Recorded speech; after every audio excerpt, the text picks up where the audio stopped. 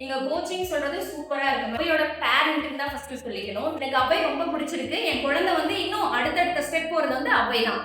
வீட்டுக்கு வந்தா நம்ம பார்த்துக்கிறதோட அவளே பார்த்துக்கிற அளவுக்கு அங்கேயே மெச்சூர் பண்ணி தான் அனுப்புறாங்க. இயர்லியும் வந்து ஸ்டடீஸ்லாம் வந்து நல்லா இருக்குங்க மேம்.